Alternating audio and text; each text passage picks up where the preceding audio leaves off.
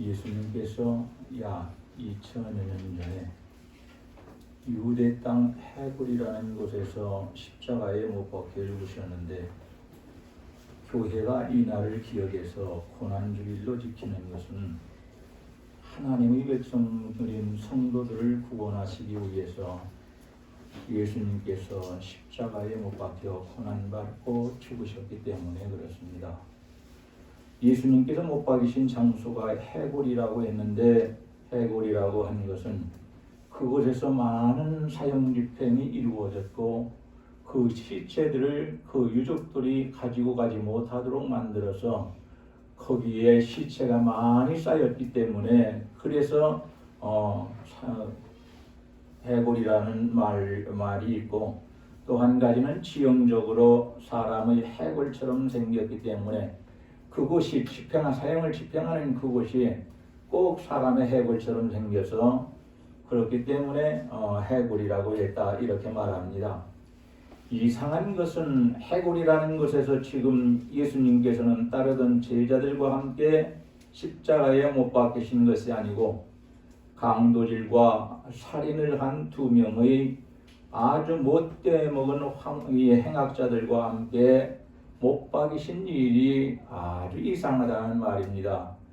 왜냐하면 평소에 제자들은 주님께서 가시는 길이라면 죽는 길도 함께 가겠고 그렇게 공언했는데, 예수님께서 못 박이신 장소에 지금 보니까 한 사람도 없습니다.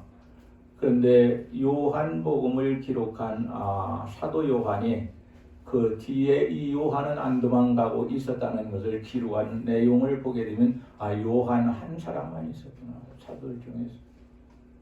그러면 11사람 중에서 한 사람이면 다 도망간다.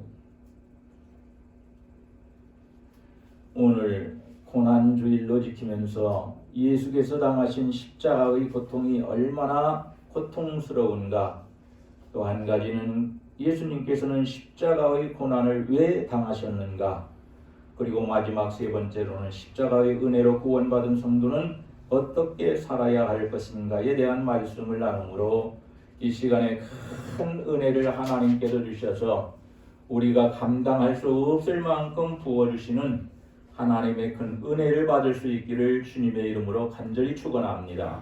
첫째, 예수께서 당하신 십자가의 고난이 얼마나 고통스러운가를 우리는 알아야 합니다.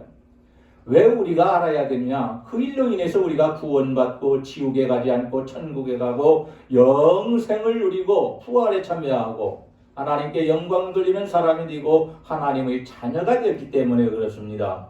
그 당시 일반적인 사형수는 교수형이나 참수형을 통해서 아주 간단하게 쉽게 그리고 고통을 주지 않고 죽도록 그렇게 집행했습니다. 그런데 특별한 경우에만 십자가의 형벌로 많은 고통을 주면서 잔인하게 처형했는데, 어떤 사람을 그렇게 십자가 형벌로 처형했느냐? 전쟁 중에 탈영한 이 군인, 또 해적질을 한 사람, 사람의 생명을 경시함으로 암살하는 암살단, 그리고 또 국가를 붕괴시키려고 내란을 일으킨 사람, 이러한 사람에 대해서는 십자가 형벌로 크게 아프게 그리고 고통스럽게 처형되었지만은, 그런데 죄가 없으신 우리 주님께서 십자가의 형벌로 처형된 것은 사람들 편에서 볼 때에 가장 악질적인 죄를 범한 사람으로 오해받아서 부당하게 대우를 받으신 것이라고 성경에서도 몇 군데 계속 말씀하십니다.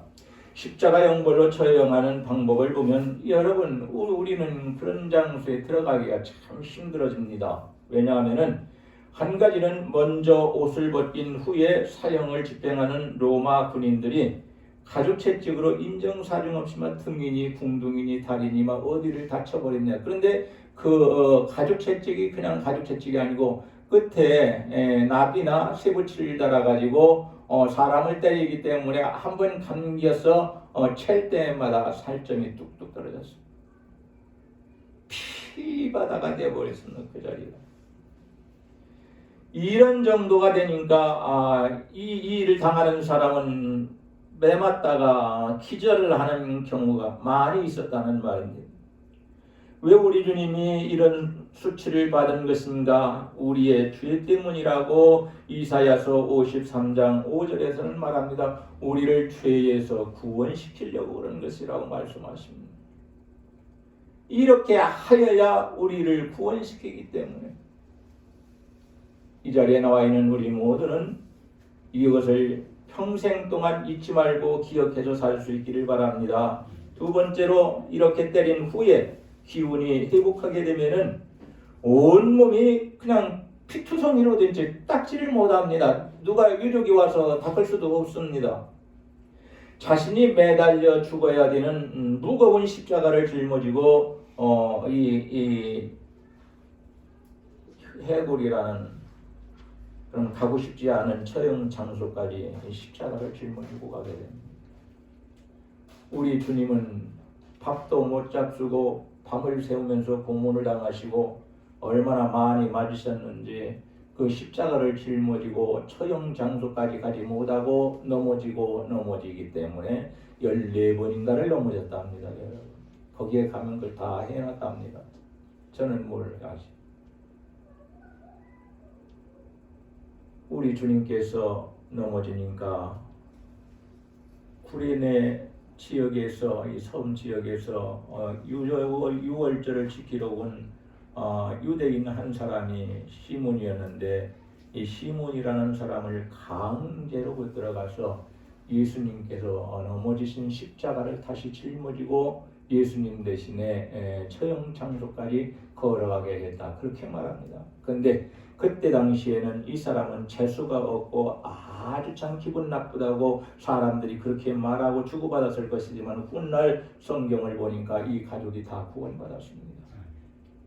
구레네 시몬의 아내가 바울 사도를 여기 어머니처럼 되어서 아들처럼 그렇게 돌봐줬습니다. 그리고 그 구레네 시몬의 아들은 하나님을 위하여 하나님의 일꾼이 되었습니다. 전도자가 되었습니다. 엄청난 축복을 받은 것입니다. 그러니까 오늘 우리가 주의 이름으로 어디를 가다가 주의 이 주님을 위해서 무슨 일을 보게 되면은 그거 그냥 도망가지 말고 도망가야 될 때도 있지만은 그런 곳에 아픔을 같이 하며 참여할 때에 우리 예수님은 그 일을 그냥 보내지 아니하시고 잊어버리지 아니하시고 기억하셔서 축복하신다는 것을 알아야. 마지막으로 살아있는 사람을 십자가의 형틀에 눕힙니다. 강제로 눕혀가지고 살아있는 사람의 두 손에다가 큰 대못으로 못을 박고 그리고 두 발을 이렇게 겹쳐가지고 그 큰 대못으로 십자가에 못 박아가지고 구덩이 판국에 딱 넣어서 세우면은 그만 못 박힌 곳에서 살이 터지고 신경이 터지고 이것저것 다 터져서 제일 먼저 피가 말라버리고 피를 다 쏟았고 다음에 남아있는 물조차 몸에서 75%가 물이라는데 우리 몸이 그 물이 다 쏟아져 버렸답니다. 이게 누구를 위한 것입니까? 내 죄 때문에. 내 죄 때문에 그렇습니다. 내 죄 때문에 나를 구원시키기 위해서 예수님께서는 이러한 큰 고통을 당하셨다고 말씀합니다. 이러한 잔인한 과정을 통해서 처형을 하니까 여러 번 기절하기도 하고 깨어나기도 하고 반복해서 그런 일이 일어나다가 마침내는 죽어버립니다. 다리를 꺾고 팔을 꺾고 목을 꺾어서 살아있는 사람은 죽입니다. 우리 주님은 미리 그냥 죽으셔서 그런 일은 당하지 않으셨습니다. 혈관이 다 터져버리고 찢어져 버리고 신경이 다 터져버리고 이 살도 다 찢어버리니까 얼마나 고통이 심하겠습니까? 그래서 그 당시 이 로마 사람들은 십자가라는 말만 들어도 벌벌벌 떨었다고 합니다. 무서운 것이니까. 그런데 이 당시에 로마 사람들은 이러한 처형을 잘 받지 않았습니다. 다른 이방 사람들, 로마 사람이 아닌 다른 나라 사람들, 속국이 된 사람들, 이러한 사람들만 이렇게 했습니다. 예수께서 잔인한 방법을 통해 처형받게 되니까 그때 모습을 지켜본 어떤 사람들은 이렇게 말을 했다고 성경에 말합니다. 예수님께서 무슨 흉악한 죄를 범해서 저런 십자가에서 못 박혀 죽는가 보다 하고 지나가는 사람이 오해까지 하였다고 이사야서 53장 4절에서 보니 그렇게 말씀합니다. 주님께서 당하신 십자가의 고난이 얼마나 고통스러웠는지 우리는 알아야 합니다. 이러한 고통을 당하시면서도 주님께서는 우리를 죄에서 구원하시기 위하여, 나를 죄에서 구원하시기 위하여, 나를 구원시키고 천국에 들어가시기 위하여 끝까지 묵묵히 당하셨다고 말씀합니다. 끝까지. 여러분 처음부터 끝까지 신앙생활하는 것 중요한 것이고요. 중도에 포기하는 것 안 됩니다. 고난을 당하여도 끝까지 고난을 당하는 사람이 돼야지 중간에서 포기하는 사람이 되지 말라는 것은. 두 번째로 예수님께서는 왜 이러한 십자가의 고난을 당하셨는가? 한 가지는 십자가의 고난은 하나님께서 정하신 움직일 수 없는 절대적인 뜻이기 때문에 그렇습니다. 이 십자가를 통하여만 하나님의 백성들이 지은 죄를 용서하고 그 십자가를 통하여 구원하실 수 있기 때문에 하나님께서 움직일 수 없는 절대적인 무엇으로 뜻으로 이렇게 만들어 놨기 때문에 움직일 수가 없었습니다. 그래서 주님이 십자가를 기꺼이 지신 것입니다. 우리를 구원하시기 위해서. 채찍으로 때리면 등을 돌려서 피하지 않고 그대로 있어서 모두 맞아주셨다고 말합니다. 침을 뱉으면 얼굴을 돌려서 피하려고 하지 않고 얼굴에 침 받는 것, 이거 다 자기 얼굴로 맞았다고 말합니다. 이 침과 그리고 등을 때리는 것 누구 때문에 당하신 겁니까? 내 죄 때문에 그런 겁니다. 내 죄 때문에.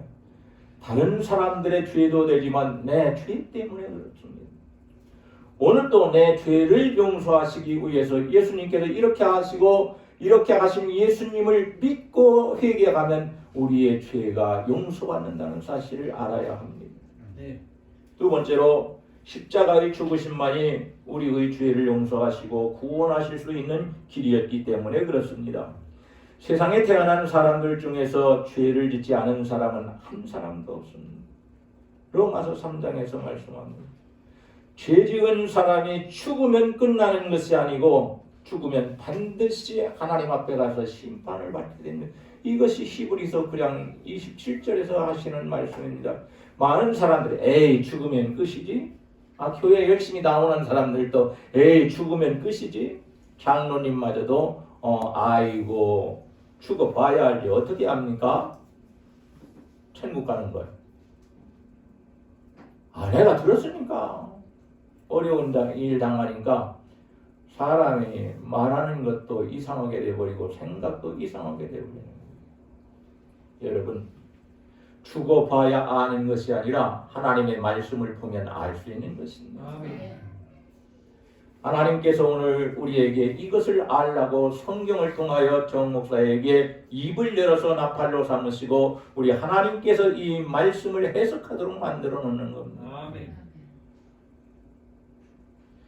죄의 문제는 죄인인 사람이 스스로 해결할 수 없습니다. 죄가 없으신 예수님만이 이 땅에 오셔서 사람의 몸을 입으시고 죄의 문제를 해결할 수 있는데 그 방법이 바로 십자가를 지시는 방법 하나밖에 없었습니다. 유일한 것이었습니다. 이 죄의 문제를 해결하지 못하고 죽으면 하나님의 사람들이라 할지라도 지옥이 심판받아서 지옥에 가야 합니다. 요한계시록 20장과 21장에서 그렇게 말씀하십니다. 그래서 우리 주님께서 내 죄를 여러분과 나의 죄를 없이 하기 위해서 하나님 백성들의 죄를 다 사해 주시기 위해서 십자가를 지시고 거기에서 물과 피를 다 쏟으시고 그리고 십자가 위에서 고난받다가 죽으셨다는 말씀입니다. 우리는 이러한 진리를 믿고 주님을 내 구주로 영접할 때에 죄로 인해서 받을 형벌을 받지 않게 됩니다. 왜? 우리가 치러야 할 죄값을 주님이 이미 십자가 위에서 다 지불하셨고 다 해결하셨기 때문에 그렇습니다. 우리가 주님을 영접할 때에 형벌은 받지 아니하고 구원받게 돼서 하나님의 자녀가 된다는 것을 알고 이 은혜를 잊지 마시고 감사하시기 바랍니다. 세 번째로 하나님과 우리 사이를 화해시키기 위해서 이랬다고 말합니다. 사람이 죄를 짓게 되면 죄 때문에 하나님과 원수 사이가 됩니다. 하나님과 원수 사이가 되면 하나님께서 진노하시고 하나님의 진노가 따라오고 아무리 하나님의 은혜가 많다 할지라도 그 은혜를 받을 수가 없답니다. 이것이 하나님의 법입니다. 그렇기 때문에 어떻게 해야 할 것이냐? 하나님과 원수가 되는 이 죄 문제를 누가 해결해 줘야 되느냐? 죄가 없으신 우리 주님이 십자가라는 것을 통해서 이 방법을 통해서 해결하실 수밖에 없었기 때문에 십자가를 지셨다는 것입니다. 우리 주님이 십자가를 짐으로 하나님과 원수된 우리를 화해시키고 화목하게 하셨고 그리고 그 결과로 우리는 하나님을 아빠, 아버지라고 부르게 되었고 그리고 우리 하나님께서는 우리를 사랑하는 내 자녀다 이렇게 불러주시는 것이라고 요한복음 1장 12절에서도 말씀합니다. 네 번째로 우리가 세상에 살면서 실패자가 되지 않고 승리자가 되게 하시기 위해서 이렇게 또 죽으셨습니다. 죄의 유혹을 받고 넘어져서 실패하던 우리가 이제는 십자가의 능력으로 죄를 이기고 죄에 대해서 승리자가 되도록 만들어 주셨습니다. 전에는 세상의 악한 사람으로 인해서 말 한마디 때문에 좌절하고 낙심하면서 쓰러지고 실패하기도 했는데 이제는 십자가의 능력으로 이런 세상에 대하여 대하기 때문에 승리하게 되었습니다. 요한복음 16장 33절에서 우리 주님이 말씀하십니다. 그리고 전에는 웬만한 고난이 닥쳐도 쉽게 넘어져서 실패했지만 이제는 십자가의 능력으로 고난을 극복하고 승리하게 하셨다고 우리 하나님 이사야서 53장에서 말씀합니다. 다섯 번째로 예수님께서 우리를 얼마나 사랑하시는 것을 몸소 실천하기 위함인데 그 당시 사람들은 사람을 사랑하고 하나님을 사랑한다고 했지만 그러나 사랑의 실천이 없었고 사랑을 위해서 수고하거나 희생하는 것이 하나도 없었습니다. 입으로만 사랑한다. 사람을 향해서도 입으로만 사랑한다. 하나님을 향해서도 하나님 제가 하나님을 사랑하나이다. 이런 고백은 많이 있었지만 그러나 이 우리 주님처럼 몸소 실천하지 않는 사람들에 불과해 빈말만 했다. 결국에 가서 이것은 또 거짓말이 되어버리고 말았어요. 실천하지 않기 때문에. 오늘 이 자리에 나와 있는 우리는 우리 주님을 믿는 사람은 행함이 없으면 죽은 믿음이라고 했으니까 예수 믿고 구원받은 것이 우리는 확실하니까 너무도 확실하니까 우리는 구원받은 사람으로 하나님의 말씀을 행하는 삶을 살아야 합니다. 죽을 때까지 살아있는 한 우리는 그래야 합니다. 왜? 이것이 하나님께서 원하시는 뜻이기 때문에 그렇습니다. 마지막 세 번째로 예수님이 당하신 십자가를 통해서 구원받은 우리는 어떻게 살아야 됩니까? 한 가지는 은혜를 기억하고 보답하면서 살라고 말씀하십니다. 은혜를 모르는 사람은 사람이 아니라는 말이 있습니다. 은혜를 모르는 사람은 사랑받을 자격이 없다고도 말하고 있습니다. 사람이라면 내 자신이 누구에게 작은 은혜만 입었어도 그 사람의 허물이 세상에 드러나고 죽이려고 할 때에 나는 어떤 사람이 되어야 하느냐? 그 사람에게 은혜를 입었다면 작은 은혜를 한 번이라도 받았다면 그 사람의 작은 실수를 아주 부끄러운 모습을 조금이라도 하나라도 가려줄 줄 아는 사람이 돼요. 우리 주님께서 나를 위하여 이러한 십자가를 지심으로 은혜를 베풀어 주셨으니까 우리는 믿는 사람, 우리 하나님의 죄는 없으니까 믿는 사람, 예수 믿고 구원받은 바로 그 사람들의 부족한 연약한 그 모습을 하나라도 감추어 줄 아는 사람들. 무조건 다 드러내놓고 막 작대기로 두드려 패듯 말로 패는 사람이 되지 마. 하나님이 안 좋아하십니다. 물론 하나님께서 세우신 선지자들이나 이런 사람에게는 하나님께서 막 책망하도록 만들어놨고 아주 몽둥이 봐도 더 큰 것으로 때리듯이 말로 그렇게 하시기도 하셨지만은 그러나 그렇지 않은 사람들은 그렇게 하지 마. 나는 그 사람보다 뭐가 잘난 게 있나? 깨끗한 것인가? 나는 스스로 구원받았나? 나는 스스로가 잘해서 직분을 받았는 전혀 그런 것이 아닙니다. 그러니까 작은 은혜, 인생을 살다가 지나가다가 어떤 사람한테 작은 은혜 조금만 받았다 할지라도 우리는 어떻게 해야 되느냐? 그 사람이 사람들로부터 지탄받을 때에 그 사람의 죄를 허물을 하나라도 덮어주고 또 그 사람에게 증인이 되어서 사람들과 하여금 너무 과격하게 그렇게 하지 말라고 말려주는 사람이 되어야 됩니다. 이게 은혜를 입은 사람의 모습입니다. 우리가 사람한테 은혜 입었으면 그 은혜를 갚아야 합니다. 그건 그 사람이 어려운 일을 당했을 때에 허물을 덮어주는 겁니다. 두 번째로는 믿음으로 살아야 합니다. 죄를 지으면서 불신앙으로 사는 것은 지옥 가겠다는 말이고 예수님의 은혜를 거절하는 배은망덕한 삶입니다. 죄를 멀리하고 하나님의 말씀을 중심해서 나의 죄를 대속해 주신 예수 그리스도를 구주로 믿고 믿음으로 살아가야 합니다.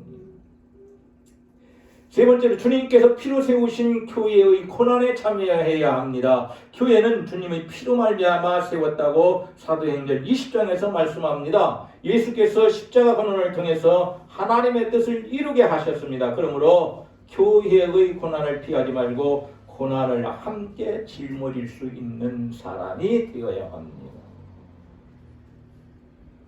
우리 교회 다 잘하고 있으니까 여기에 대해서 할 말은 없는데 그러나 고난 주일이니까 우리가 알아야 된다 이 말이죠. 아무리 칭찬받을 만큼 했어도 그럴지라도 우리는 또 알아야 된다. 그러니까 교회의 고난을 피하지 말고 고난을 함께 짊어질 수 있어야 되고 고난을 피하면 훗날 영광을 받지 못한다고 했습니다. 하나님께서 주시는 고난을 잘 감당해야 훗날 주시는 영광을 얻게 영광의 면류관도 받고 영원한 생명도 얻어서 영생을 한다고 우리 하나님께서 말씀하셨습니다. 네 번째로 이제 예수님께 감사하며 그리스도를 사랑하면서 주님을 위해 살아야 합니다. 예수님께서 관심을 가져주면서 병을 고쳐주고 배불림 없게 해줄 때는 예수님뿐이 자신들의 왕이 될 자격이 없다면서 유대인들이 예수님을 엄청나게 왕으로 삼자고 치켜세웠습니다. 그런데 이제 은혜를 저버리고 예수님을 십자가에 못 박으라고 배신하는데 제일 앞장선 사람들이 유대인들이에요. 너무 쉽게 배반을 했습니다. 사람도 사람이 배반하는 사람이 되지 말아야 하고 끝까지 예수 안에서 참된 사람이 되어서 그리스도 안에서 하나가 되어 살아갈 수 있는 하나님의 거룩한 사람들이 다 되기를 원합니다. 다섯 번째로는 고난이 찾아오면 끝까지 인내해야 합니다. 예수님을 위해서 살려면 핍박이 오고 사람들로부터 미움이 오게 되고 신앙으로 살고자 하면 많은 고난이 찾아온다고 성경에서 말합니다. 주님께서 수치와 모욕을 당하시고 십자가의 고통을 당하면서도 끝까지 참고 인내하셔서 하나님의 뜻을 이루셨던 것처럼 우리도 중도에 포기하지 말고 끝까지 인내할 수 있기를 바랍니다. 주님께서 마태복음에서 뭐라고 말씀하십니까? 마지막 때, 그러니까 주님이 재림하실 때에 어떠한 현상들이 세상에서 일어나실 것인가 라고 다 설명하시면서 말씀하십니다. 그때에 믿는 자가 있겠느냐? 다 배반하고 떠나갑니다. 그러니까 아주 많은 사람들이 배반하고 떠나니까 믿는 자가 있겠느냐? 그렇게 말씀하십니다. 끝까지 참고 인내하고 믿는 자는 구원을 받으리라. 그렇게 말씀하십니다. 엄청난 환란이 온다 할지라도 두려워하지 말고 예수 그리스도를 믿고 의지함으로 이것을 이겨서 구원받는 사람이 되어야 한다는 말입니다. 마지막으로 복음을 전하면서 살라고 말씀하십니다. 예수님께서 우리 죄를 대속해 주시고 구원하신 이 복음을 우리는 전하면서 살아야 합니다. 천하보다도 더 가치가 있는 것은, 세상에서 더 소중한 것은 사람의 생명이라고 말합니다. 이 사람의 생명, 한 사람이라도 더 구원받아 복받기를 원한다면 우리가 복음을 전해야 합니다. 예수님께서 이렇게 우리를 복주시려고, 구원해 주시려고 이렇게 고난주일에 우리는 이렇게 지키고 살아간다라는 것을 고난주일에 들었던 이 말씀을 사람들에게 말해줘야 합니다. 그때 하나님이 역사하셔서 그러한 사람들을 구원해 주시기 때문에 그렇습니다. 말씀을 맺어야 되겠습니다. 우리가 죄 때문에 심판받고 지옥가야 할 때 죄에서 구원하시려고 예수님은 십자가를 지시고 대신 죽어주셨습니다. 모든 죄를 용서하시고 구원하신 그리스도의 은혜를 항상 기억하고 믿음으로 살면서 충성하는 성도가 다 되기를 주의 이름으로 간절히 축복합니다. 이제 성찬식을 거행하도록 하겠습니다. 두 분 집사님, 사모님 나오세요. 정 집사님 나오시죠. 이거 거둬주시기 바랍니다.